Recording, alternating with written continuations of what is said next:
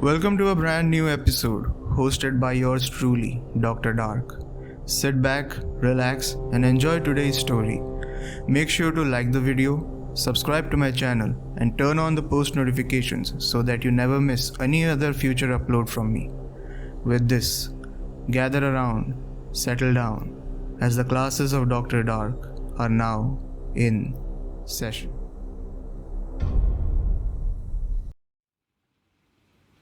I don't have much time. I'm writing this in a haste. By the time someone important or someone who cares sees this, it'll be too late. I guess I should start from the beginning. That's where it all began, right? Or maybe it started from before and I just never realized it. I think it started when I was 12 or so years old, or at least that's when I realized it. I was a scrawny and skinny 12-year-old.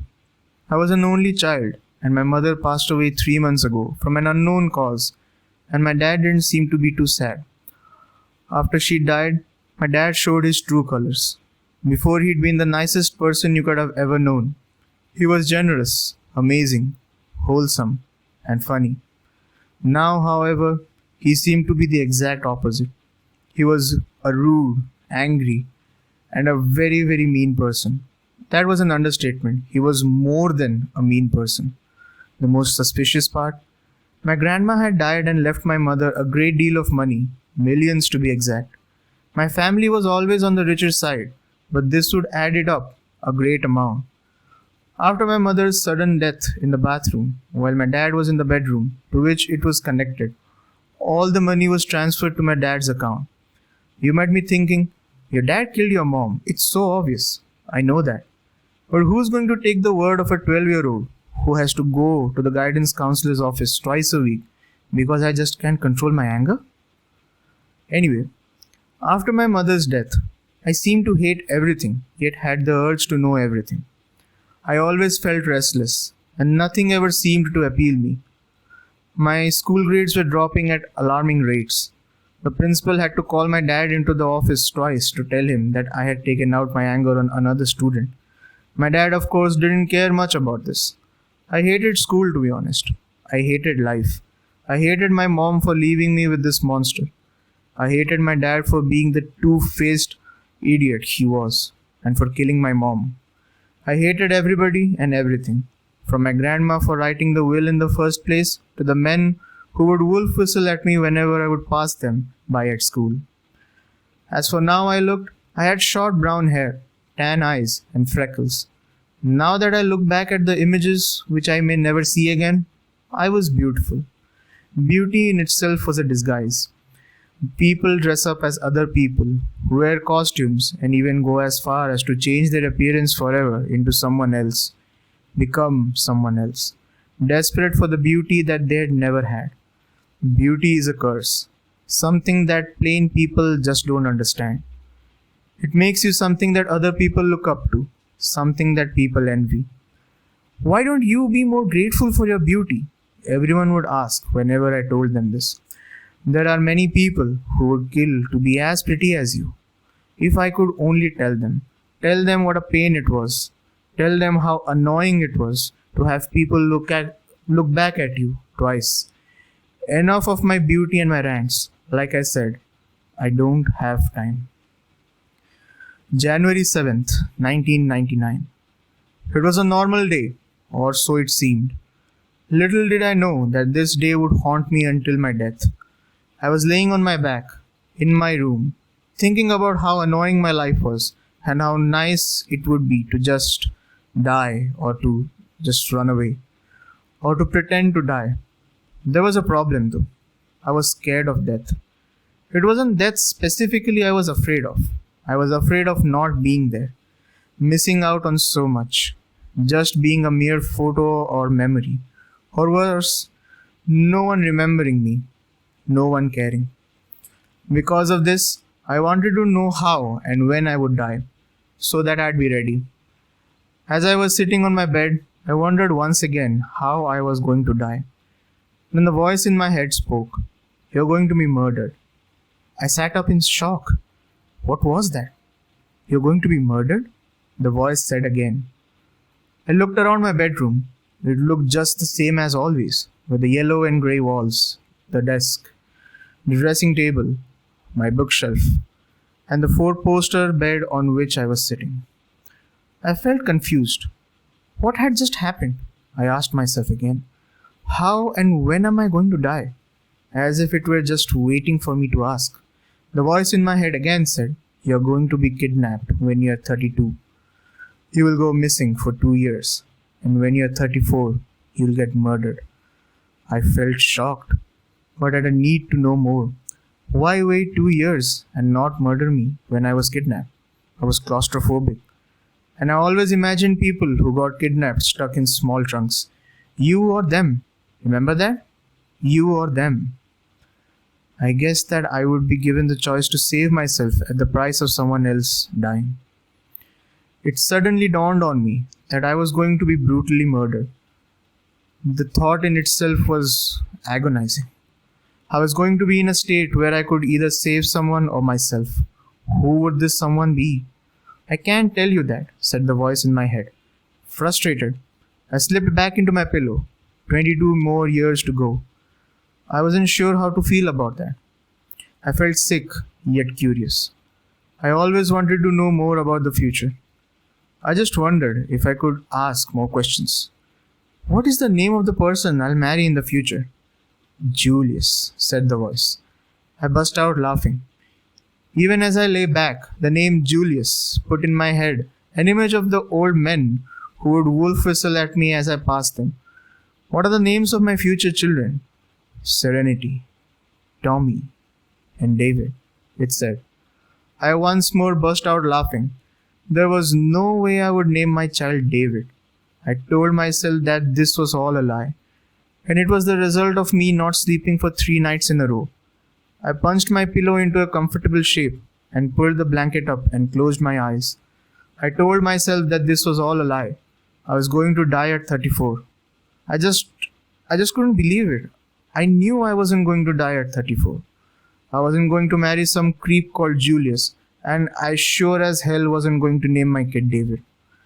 No matter what I told myself, I couldn't help but think about what had happened that day. It seemed to haunt me. Wherever I went, whoever I talked to. Could this be the person that's going to murder me? I would ask myself every time I met someone new. I couldn't help it. It was scary. The small voice in my head had never spoken to me since that day, yet I could still hear it as clearly as ever.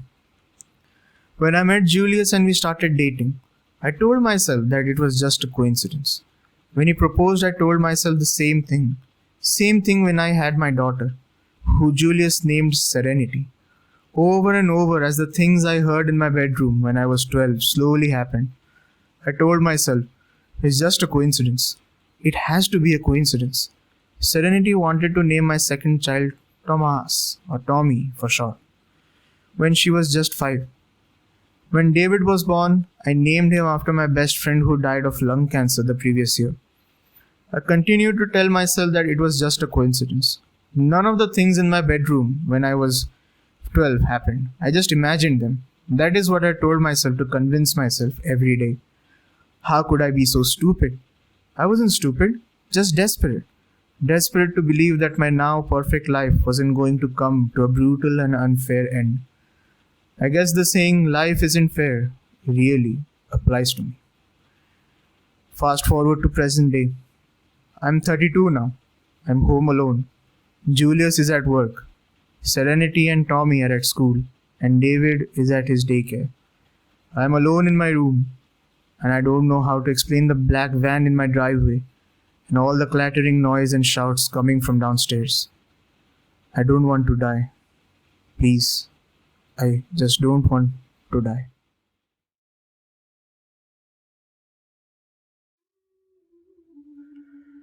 Abigail disappeared 7 years ago. It was her 13th birthday. My husband and I spent 2 weeks planning it, making sure everything was perfect, down to the color of the streamers. It is our belief that turning 13 is a special event, a transition from childhood to adulthood. None of us expected it to go horribly wrong.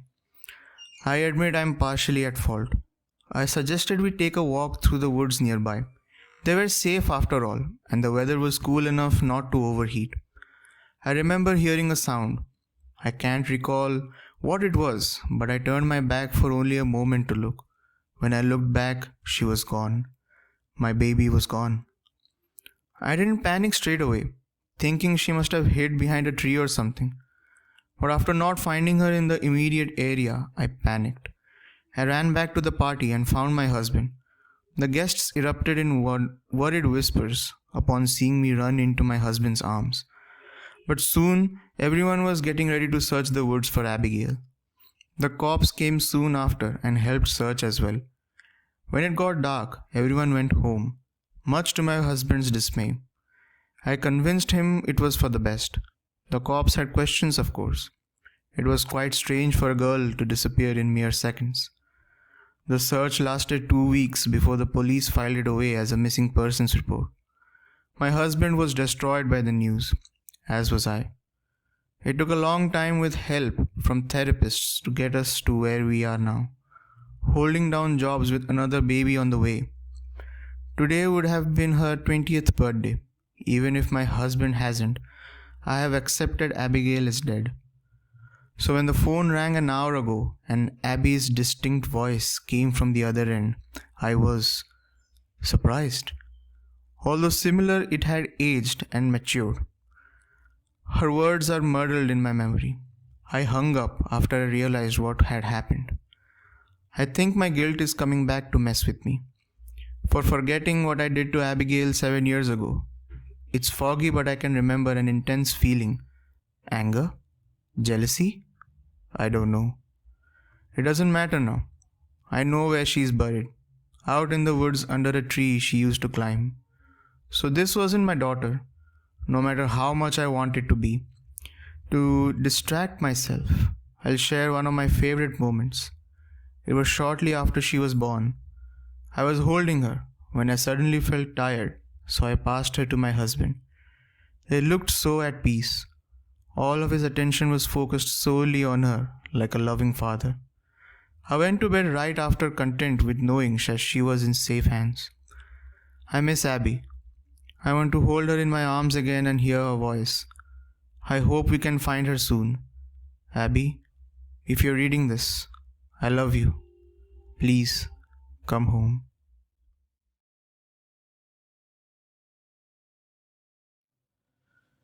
My husband doesn't do anything. He just sits in his armchair in front of the TV. He just sits there, staring, day in, day out, staring at that idiot box. I remember when we'd go out together, every single day, in the early years. He'd feel too riddled with guilt to let me stay inside, so he dragged me out of whichever activity he'd chosen for that day. Sometimes we'd get coffee, sometimes we'd go to the cinema. It was never for him though. He knew I hated to waste a day, and I knew that he couldn't bear to feel selfish. So every day he'd take me to do something under the guise of genuine desire. But it was only ever for me, and now all he does is only ever for him. It's almost as if he was banking all of those hours he spent on pleasing me. Now he's earned the right to be selfish. And maybe he has. For 40 years, I was dotted on hand and foot. Surprise holidays, hundreds of pounds spent on birthdays. Whichever I wanted, I got it without ever asking. Until one day he just decided I've had it enough. For whatever reason, he became despondent and started spending every day by himself, upstairs in front of that stupid TV. At first I tried to be understanding. There's only so much a man can give of himself before there's not a great deal left to give. So I took to my new duties wordlessly. If he wanted to be shown the same luxury I'd experienced for our life together, then I'd give it to him. Life and love, they're all about give and take, meeting in the middle. Every day I would bring him cups of tea, one every 2 hours. Every day I would cook him all of his favorite meals, 3 meals a day, yet never so much as a thank you. He'd just continue to stare at that TV and expect me to routinely come back to the bedroom, to refill his drink, to take his dirty crockery. 40 years he gave me, 40 years of feeling loved and wanted and truly cared about. This was the least I could do. But then it started to feel spiteful. He started to become messy. Not a little bit messy, but very. He started to leave all of his detritus around him and never take a moment to clean up after himself or even apologize for the mess. Instead, he just let me work around him, picking up whatever he dropped and trying my hardest not to break his line of vision to the television set. The king upon his throne, the queen turned servant. When he stopped watching, that's when I knew this was some sort of sick game of revenge. Regret for the years spent putting me front and center, manifested as spite.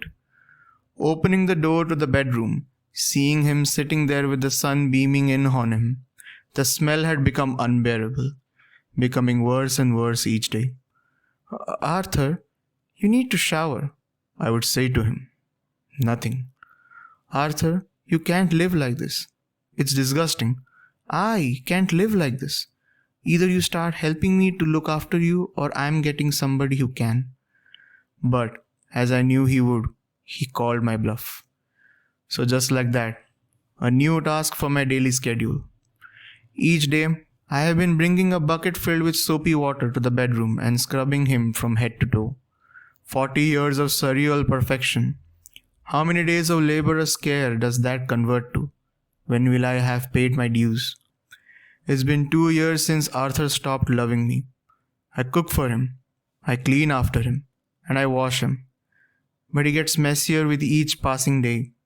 More and more mess to pick up from the floor, from in the creases of the armchair, from between his legs. And no matter how thoroughly I wash him, his smell is just getting worse. I can smell it when I'm sitting downstairs now. I keep telling him he needs to have a shower. He needs to get in there and wash himself. A good, proper clean.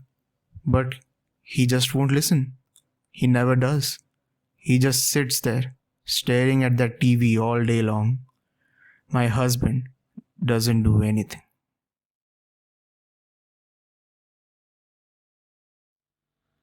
There was a girl at my school who was hit by a car on her way to school one day. She was not looking at the road because she was busy applying makeup and looking at her hand mirror, so that led to the end of her life. That girl was my sister, and her death hit our family like a truck. I remember her funeral like it was yesterday.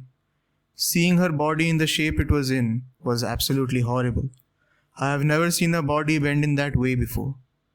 It was terrifying and interesting both at the same time. A few days after the funeral, my mother stated to say that she had seen my sister in her mirror. We just couldn't believe it, but still we just let her say because she seemed happy remembering my sister that way. We ignored it until one day she just disappeared. All that we found of her was her clothes in front of her bathroom mirror. It looked like something had pulled her into the mirror. As you can guess, Mom being gone was another huge hit for us. Our father began to drink more than ever and would start to hit me and my little brother. Life continued that way until he disappeared as well. When we found out Dad was gone, my brother told me that he had asked sister to take him away. What he said to me that day was pretty scary because my sister had been dead for 4 months now. After the police went through our house, they told us that we were going to go to an orphanage the next morning. My brother was not happy about going because he liked the house so much. I told him that we had no choice and we had to go. He yelled at me and said sister will take him to a better place as he ran to his room. I let him calm down before I went to comfort him. But when I walked into his room, he was gone. Nothing left but the clothes he had on. At this point, I was completely alone and terrified. So I ran to my room to calm myself down before I did anything else. When I entered my room, I saw her. I saw my sister in my mirror, standing right in front of me. My body was moving straight to the mirror. It was like she was controlling me to walk right up to the mirror. It took everything in my power to move my head away from the mirror. When I wasn't looking, she had no control over me. At least for a short time, I could write the story you are reading right now. But I still don't have a lot of time left, as her influence is slowly becoming stronger by the second. I guess this is goodbye to the world. I wish all my friends a good life. Sorry I won't be there to say goodbye, but it's too late for me anyway, as I can feel her voice slowly growing stronger by the second. Whoever comes to this house after I'm gone, please don't look at any mirror at all cost.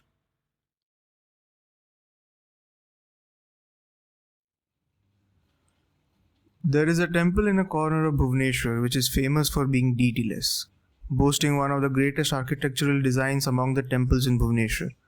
It had no idol of any of the gods. People went into the temple, prayed to any god they desired, and came out. There were some priests who took donations from the devotees. Some took it as their salary and spent the rest in the maintenance of the temple. It was a pretty good system, if I say so. I became the district collector of the region, and this temple came into my jurisdiction. I am a religious man, thus it bothered me that this temple had no deities. The locality itself wasn't developed very well. I had a discussion with my predecessor regarding this, and he said that he wasn't bothered about an unpopulated corner of Bhubaneswar when there were other glaring issues in front of him. Plus, that region was doing well for itself. It needed no meddling. Even after the discussion and advice of not paying that region any mind, it bothered me still. So I decided to establish an idol in that temple. Some discussions were held with the city's leading religious leaders. Most of them were against establishing an idol there because that temple had a rumor going on about it. According to the rumor, wherever there was any attempt to establish an idol there, it was found smashed the next day. Many thought it was the work of the gods as no culprit was ever found. I still wanted to do something, so I decided to establish an idol there myself. Using my powers as a district collector, I went ahead and established an idol in there. It was a long and arduous process, but I was relieved that it was successful. The sleep that night was one of the peaceful ones I had ever had in ages. I did not know that it would be my last peaceful sleep for a very long time. The next day the news came that the established idol was found smashed on the floor of the temple. I was baffled. Who had the gall to go against the district collector? I thought. Some religious leaders said it was the doing of the gods who wanted to continue the traditions. Others said it was the doing of men who wanted the traditions to continue. All in all, it was a pretty headache-inducing task. I decided to establish another idol in that temple and this time catch the culprits myself. The idol was established and I took a team of policemen with me and hid in the dark areas near the temple. This region did not have any street lights, so it was covered in darkness, making it a very macabre atmosphere. In that silent pitch darkness, we waited for the arrival of the culprits. Soon, 3 people came towards the temple, sledgehammers in hand. As they started climbing the steps, we became sure of the fact that they were the idol smashers. We went in and ambushed them and caught them red-handed. I was happy that finally one of my headaches got resolved. We took them to the police station for questioning, and they confessed to everything. It was early morning when the questioning finished, giving me no time to sleep, so I decided to get ready for the office. That day I heard a very shocking news. My secretary entered my cabin and said the idol was found smashed in the temple floor today. I was dumbfounded. I caught the culprits myself yesterday. There was no one else hiding nearby too. Then how did they smash the idol? It gave me more determination to catch the culprits once and for all. I went with my previous foolproof plan. This time I even had CCTV cameras installed all around the place to collect the evidence. Again, we hid ourselves in the bushes in the dead of night, waiting to catch the culprit. Suddenly we saw the silhouette of a man with a sledgehammer in hand, walking up the stairs of the temple. We went behind them too. As we reached the top of the stairs, we saw the person facing us. We couldn't see their faces in the pitch darkness, but something in us prevented us from taking even a step further.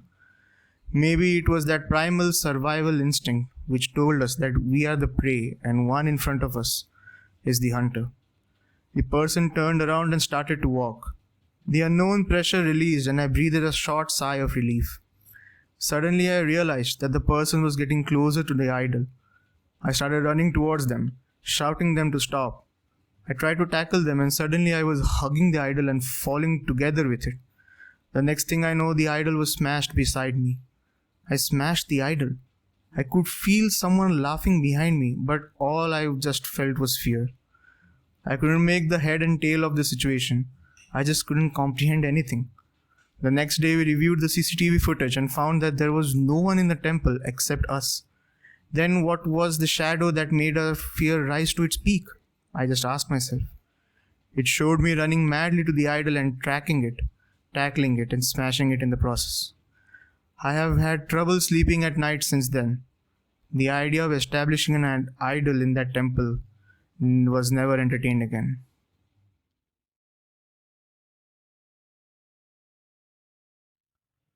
When I was 14, I had a strange encounter that still puzzles me to this day.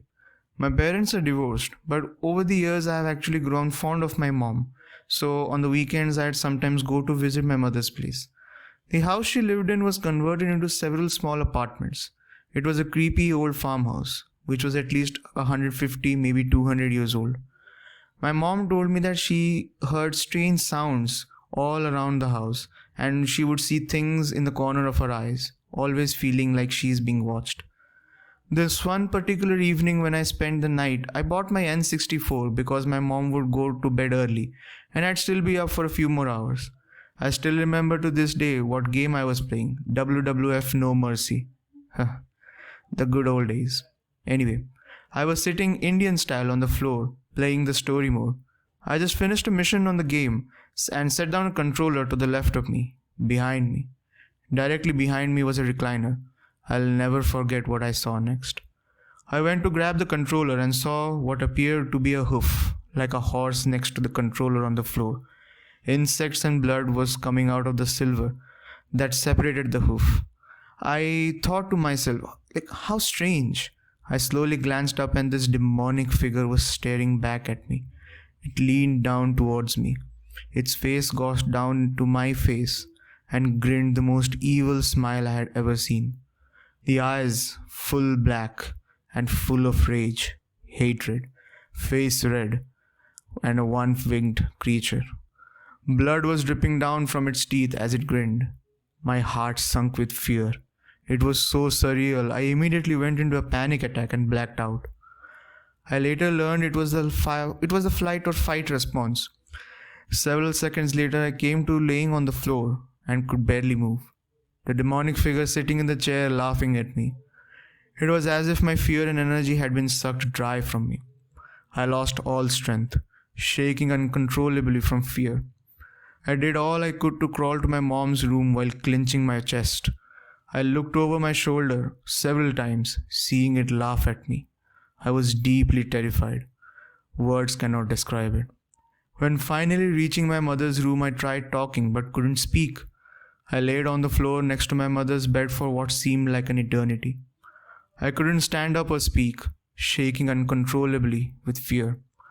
After a lengthy period of time, I'm assuming 20 to 30 minutes before I regained my strength to talk, and I stood up. I finally managed to muster up the strength to wake her up, and we talked, and she believed me. She told me that she and her boyfriend had seen the same thing weeks earlier, but didn't want to scare me. I don't know what to make of it and still think of it to this day. I have no doubt demons and angels are real, and believe me, the last thing you ever want to encounter is coming face to face with a demon smiling in your face. I don't care if you believe me or not, but when 3 people say the same thing on 2 separate occasions, either we are all crazy or something is or was wrong with that old farmhouse. My mom has moved and we haven't encountered that thing again. My mother and I occasionally talk about what we experienced that day. This was the first time in my life I experienced a panic attack and have since been in and out of therapy for years due to my daily anxiety issues. Most of the counselors I have seen have come to the conclusion that I have PTSD stemming from a traumatic incident when I was younger.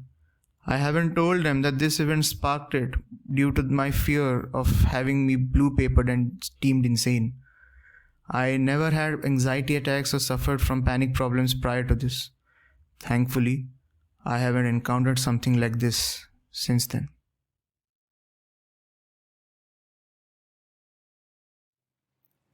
Your attendance has been recorded. Make sure to follow me on social media on your way out. Have your own stories? Submit them on my subreddit. Tune into my stories anytime and anywhere by listening to my podcast. The links to everything is in the description below. Until next time, class dismissed.